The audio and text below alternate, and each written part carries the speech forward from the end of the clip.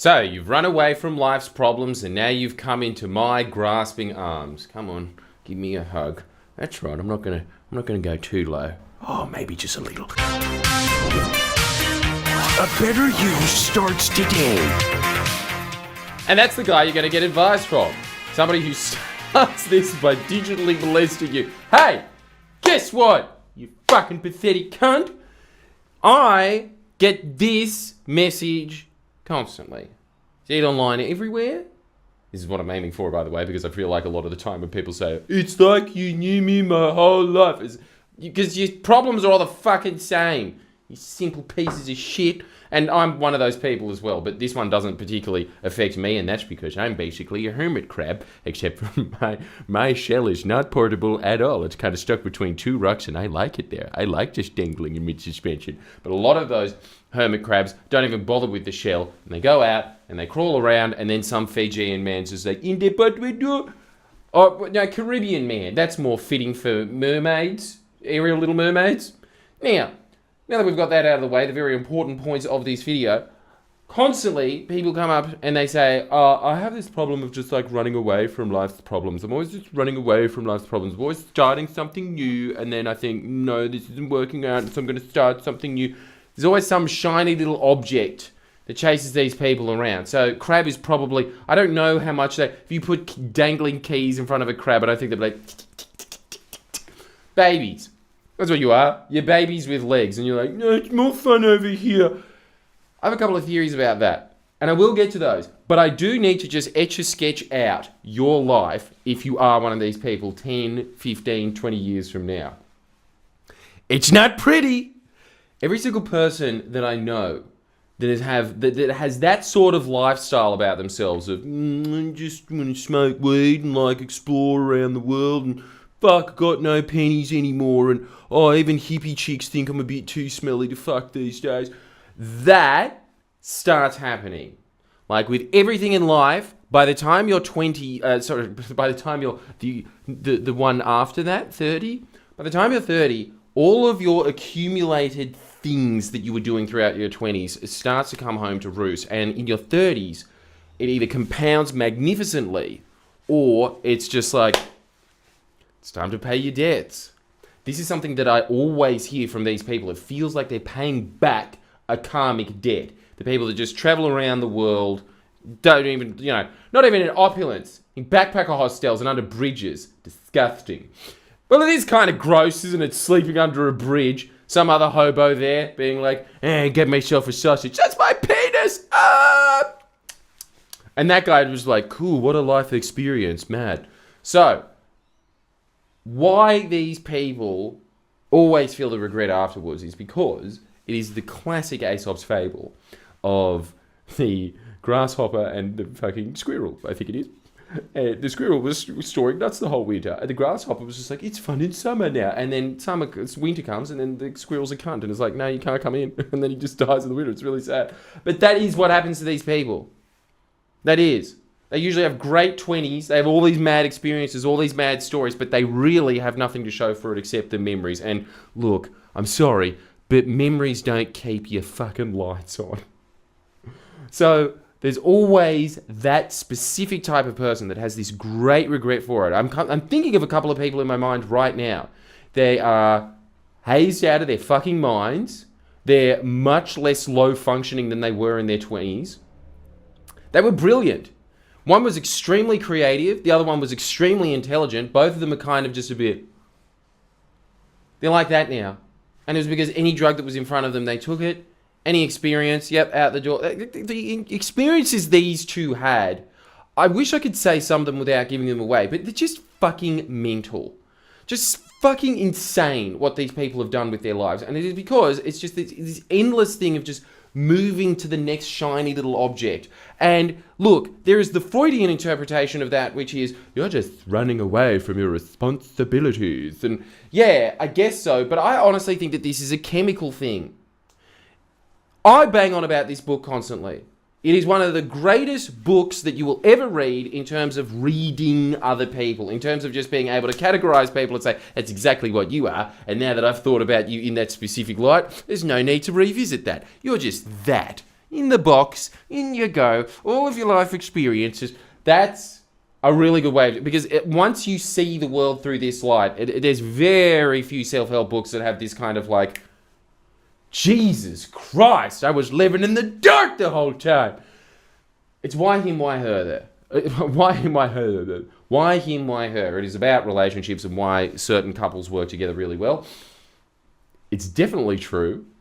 It doesn't necessarily mean they give you strategies that, like, a lot of the time, like with my partner, I was like, oh my God, we're not matched. Well, there's no choice but to break up this 7-year relationship that's never had a single argument in it. But they give you strategies of how to, like, cope with opposing personalities. Let's just go through the 4 personalities very quickly. You've got people that are high in testosterone, like your boy here.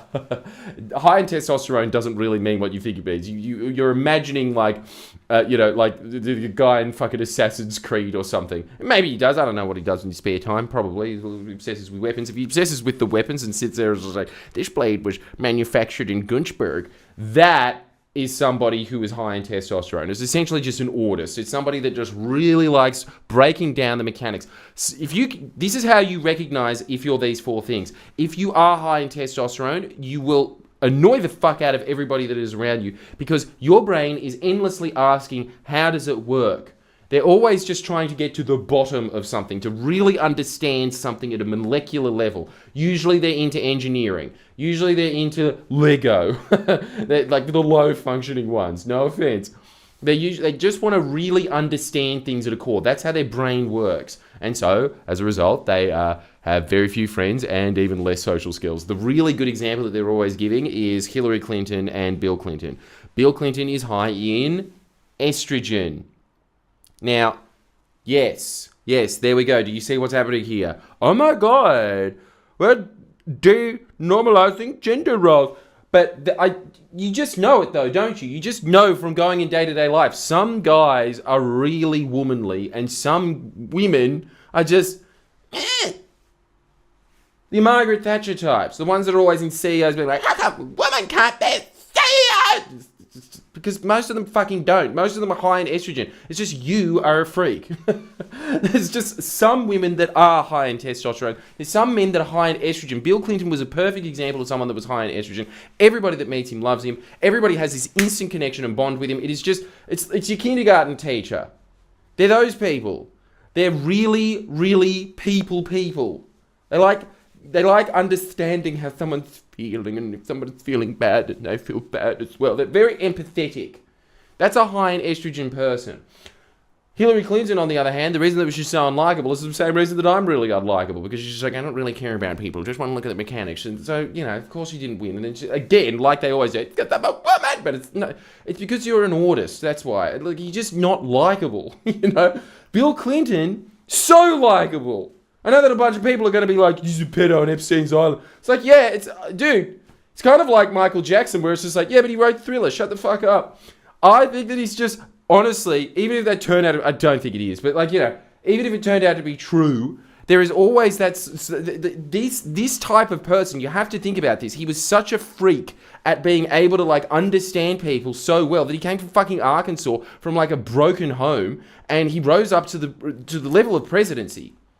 He was the first one of those kinds of presidents. It was a phenomenal ride. Why? Because he was a people person. Even the person that was prosecuting him for the Lewinsky scandal, Ken Starr, he said, it was my job to hate Bill Clinton. I hated him every second of my life, except the 5 minutes a day when I had to interact with Bill Clinton. That's how you know if you're an estrogen person. It's just, you naturally vibe with other people. You naturally click with them. AKA, no one watching this right now, you're all a bunch of autists, I know. And then next one is people that are high in serotonin. Now, people that are high in serotonin are like my girlfriend. They are people like George Washington. They just really like plans. They like sitting there, writing out plans, just being like, oh, I'm going to write down the plan, go to the shops. Yes, I went to the shops. My dopamine levels.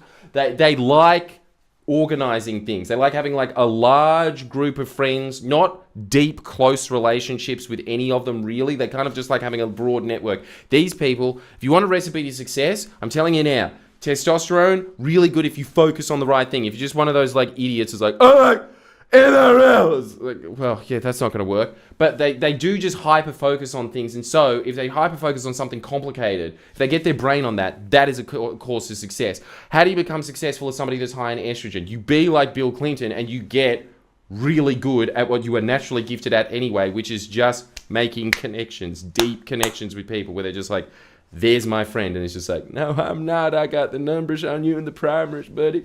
And then the next one is if you are high in serotonin people, their limit in life normally, because they just have such a natural thing towards success. Because what are we always talking about on this channel? You write out lists. They do it naturally. Don't need to tell them to do it. What else is another point of success? Networking. They do it naturally. The thing that usually stops people from being successful as a high serotonin person is if their plans are disrupted, they throw a fucking tantrum. But the other thing is, they usually aren't extremely ambitious people. They like the reason that they're doing this is because they're even keeled. If they get that ambition in themselves, there's no stopping them. They are just going to trudge towards success. I can guarantee you, a lot of the politicians that become highly successful, they would be these people because it's just do A, then B, then C. They are machines. How do you know if you're one of these people? I always think, are you always thinking about what's the next physical action that I should be doing? What's the next step? What's the next step? You know what my girlfriend thinks when she wakes up first thing in the morning? What do I have to do today? What are the things that I have to do today? What am I always thinking about first thing in the morning? I really think the government's hiding UFOs. That's what I'm thinking first thing in the morning. People that are high in estrogen are usually just a fucking KD Lang. What, was that a name? Just the lesbian in black and white being like, can't stand it. That's their life. It's just some woman with short hair sitting around in a bath. Oh. And then when it comes to you, who this video is supposed to be about, sorry that it took you so long, dopamine, holy fuck, that is a curse. It is a curse. I'm sorry that you have that.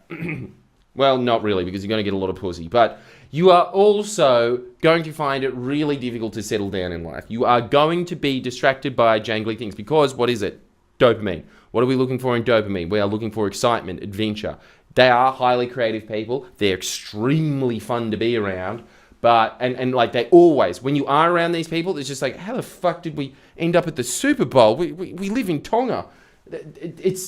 Weird things happen to them because they're just constantly going on wherever the good vibes are. And they're just, yeah, okay. Now, how do these people usually become successful? They usually are entrepreneurs. That's usually the success key for them because what is an entrepreneur? It is somebody who is able to take risk. They like risk. They thrive in risk. They were born in risk, raised in the risk.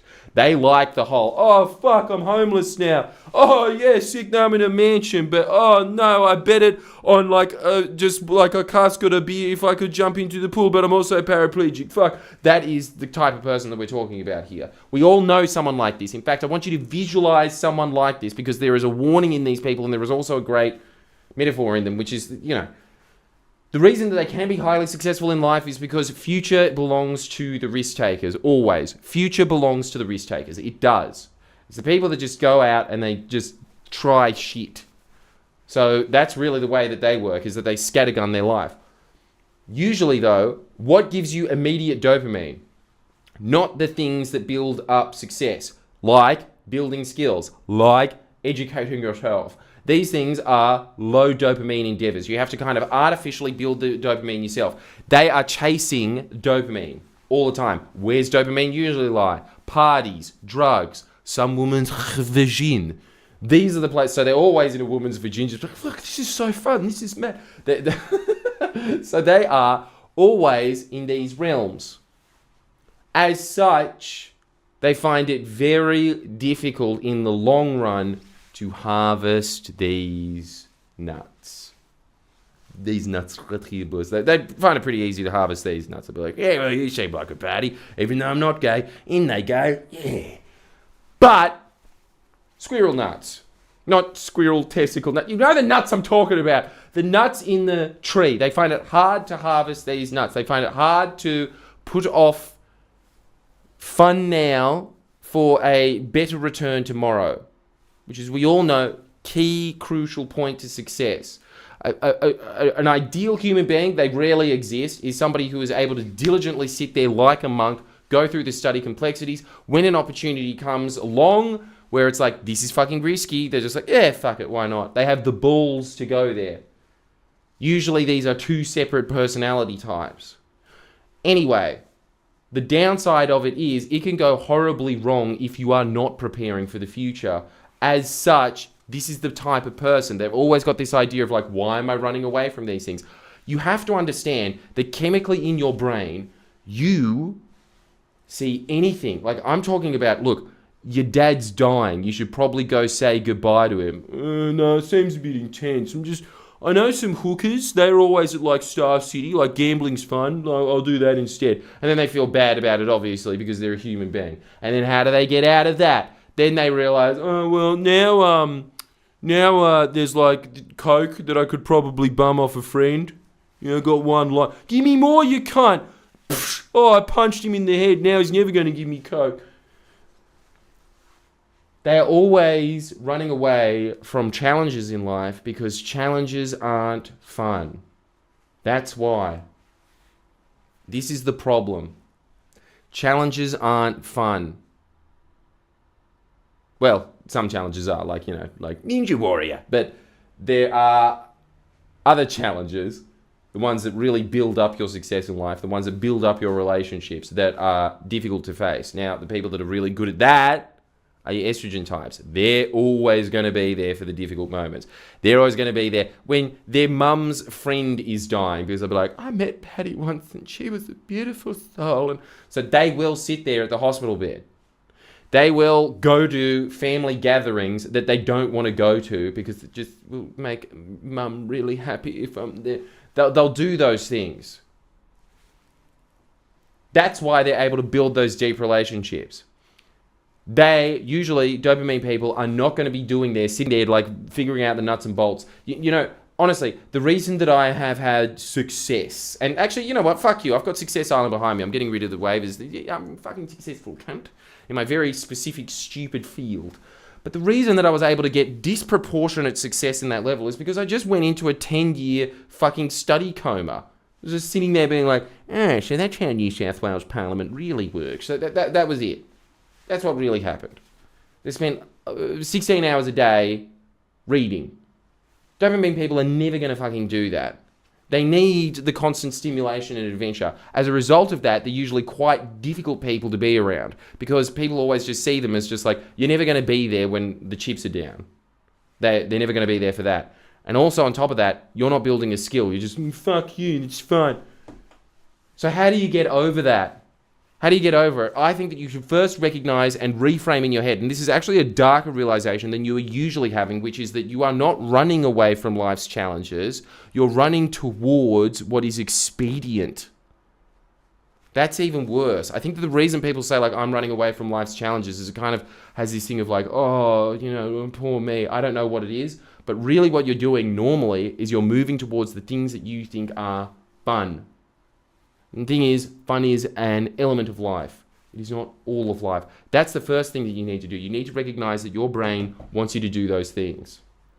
The second question is, and this is the greatest tool in self-help, which is reframing. How do you make the things that you need to do fun? How? Because there is definitely, don't tell me that there's not, there is definitely moments in your life where you go back and you look at it and you're like, no, I did do something hard that day. What was the difference? Why? Why did you do that? Why did you specifically? I need you to think of 3 examples. If you are one of these people that always say, like, I'm running away from life's challenges.